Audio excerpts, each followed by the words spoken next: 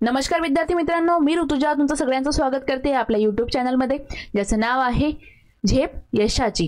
तर आरोग्य विभागाच्या एक्झामला कालपासून सुरुवात झालेली आहे आणि आजचा आहे दुसरा दिवस। तर आज 1 डिसेंबर 2023 ला म्हणजे आजच्या शिफ्टमध्ये जे प्रश्न विचारलेले आहेत तर ते मी या व्हिडिओच्या माध्यमातून तुम्हाला सांगणार आहे। तर जे विद्यार्थी या चॅनलवर नवीन असतील, ज्यांनी चॅनलला सबस्क्राइब केलेलं नसेल, त्यांनी सर्वात आधी चॅनलला सबस्क्राइब करा आणि बेल आयकॉनला प्रेस करा। जास्त वेळ वाया न घालवता आपण व्हिडिओला सुरुवात करूया। तर बघा, पहिला प्रश्न, हे जे प्रश्न आहेत हे जीएस वरती विचारलेले आहेत। तर बघा, IRCTC ने रेल्वे तिकिटासाठी कोणते ॲप लॉन्च केले आहे? हा जो प्रश्न आहे हा मी माझ्या करंट अफेअरच्या व्हिडिओमध्ये घेतलेला आहे। ज्यांनी तो व्हिडिओ बघितला नसेल त्यांनी तो बघून घ्या, त्याची लिंक डिस्क्रिप्शन बॉक्समध्ये दिलेली आहे। तुम्हाला करंट अफेअर वरती सुद्धा प्रश्न विचारण्यात येणार आहेत, हे सुद्धा लक्षात ठेवा। त्यानंतर बघा, महसूल अधिनियम कोणत्या वर्षीचा आहे? तर हा आहे 1966 चा। त्यानंतर सिंधू नदीची भारतातील एकूण लांबी किती? आता बघा, नदी प्रणालीवरती सुद्धा प्रश्न विचारलेला आहे, तर तुम्ही यानुसार तुमच्या अभ्यासाला रिव्हिजन द्या। म्हणजे यांनी कोणकोणते टॉपिक या परीक्षेमध्ये यावरती प्रश्न विचारलेले आहेत यानुसार तुम्ही आता रिव्हिजन द्यायला सुरुवात करा आणि कोणकोणत्या टॉपिकवर कशा प्रकारचे प्रश्न येणार आहेत। जसं तुम्ही तलाठी भरतीचा पेपर बघू शकता, तर त्यामध्ये RTI ऍक्ट वरती प्रत्येक शिफ्टमध्ये एक प्रश्न होताच, त्यानंतर नदी प्रणालीवरती होता, त्यानंतर पर्वतरांगा यावरती सुद्धा होता। तर अशा प्रकारचे प्रश्न तुम्ही व्यवस्थित करा, ठीक आहे। आता बघा, यावरती नदी प्रणालीवरती प्रश्न विचारलेला आहे। त्यानंतर बघा, RTI ऍक्ट अधिनियम कोणत्या वर्षी पारित झाला? तर हा जो प्रश्न आहे RTI ऍक्टचा हा तलाठी भरतीमध्ये विचारण्यात आलेला होता। तर जे तलाठी भरतीचे पेपर आहेत तर ते सुद्धा तुम्ही एक वेळेस बघून घ्या। त्यानंतर बघा, भारतीय राष्ट्रीय काँग्रेसची स्थापना कधी झाली? आता बघा, भारतीय राष्ट्रीय काँग्रेसवरती प्रश्न आलेला आहे। यानंतर तुम्हाला भारतीय राष्ट्रीय काँग्रेसचे अध्यक्ष विचारण्यात येतील, त्यानंतर स्थापना कोणी केली, तर अशा प्रकारचे प्रश्न तुम्हाला विचारू शकतात। त्यानंतर बघा, रसिया हे लोकगीत कोणत्या राज्याचे आहे? आता बघा, रसिया हे लोकगीत आपल्याला एका राज्याचा प्रश्न विचारलेला आहे। यानंतर तुम्हाला राज्य देऊन त्या राज्याचं लोकगीत विचारतील, अशा प्रकारचा प्रश्न सुद्धा येऊ शकतो। त्यानंतर जे तिचं लोकल डान्स आहे तर त्यावर सुद्धा प्रश्न येऊ शकतो। तर तुम्ही जे लोकल सॉन्ग किंवा लोकल डान्स आहे तर ते सुद्धा व्यवस्थित बघून घ्या प्रत्येक राज्याचे। त्यानंतर बघा, निलगिरी पर्वत भारताच्या कोणत्या दिशेला आहे? तर ते आहे दक्षिण दिशेला। इथे बघा, पर्वतरांगांवरती प्रश्न विचारलेला आहे, ठीक आहे। त्यानंतर बघा, प्लासी हे ठिकाण कोणत्या राज्यात आहे? तर हा झाला हिस्ट्रीचा प्रश्न। प्लासीची लढाई यावरती तुम्हाला प्रश्न आलेला आहे आणि प्लासी हे जे ठिकाण आहे तर हे कुठे आहे? पश्चिम बंगालमध्ये।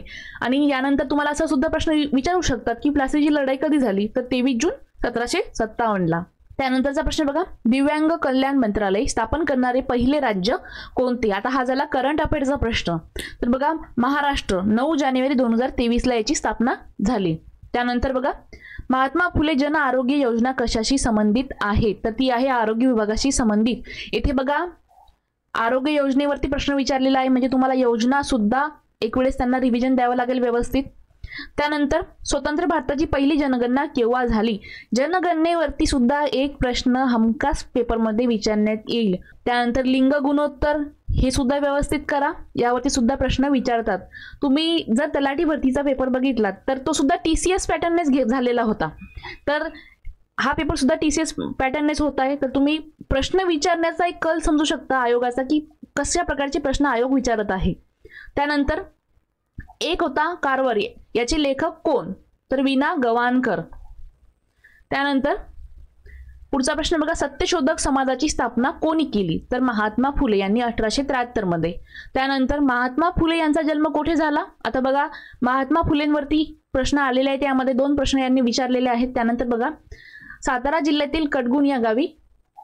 त्यानंतर नाट्यशास्त्र हा जो ग्रंथ आहे हा कोणी लिहिला? तर हा भरत मुनी यांनी। तुम्हाला बुक जे रायटर आहेत तर ते सुद्धा व्यवस्थित करावं लागेल। त्यानंतर अभिनव दर्पणचे लेखक कोण आहेत? तर लेखक आहेत नंदकेश्वर आणि बाळशास्त्री जांभेकर। तुम्हाला सगळं माहितीच असेल, हे आठवलं असेल, दर्पण म्हटलं म्हणजे ते तुम्हाला आठवायलाच पाहिजे, ठीक आहे।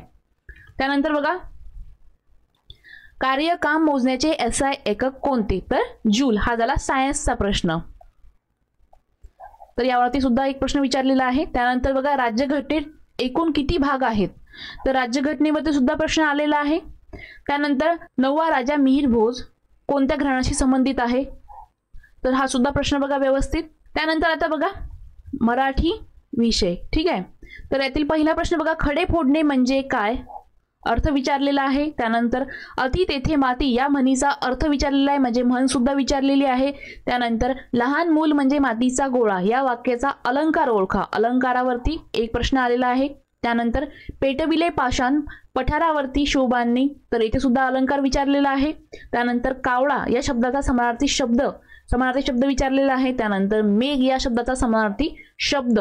तर बघा अशा प्रकारचे प्रश्न तुम्हाला हे आजच्या शिफ्टमध्ये विचारलेले आहेत, तर व्यवस्थित बघून घ्या आणि या अशाच प्रकारच्या प्रश्नांचा व्यवस्थित सराव करा। आणि जर तुम्ही आधीचे क्वेश्चन पेपर बघितले नसतील तर ते सुद्धा बघून घ्या। तुमच्याकडे वेळ खूप कमी आहे आणि कमी वेळामध्ये तुम्हाला जास्तीत जास्त रिव्हिजन सुद्धा करायची आहे।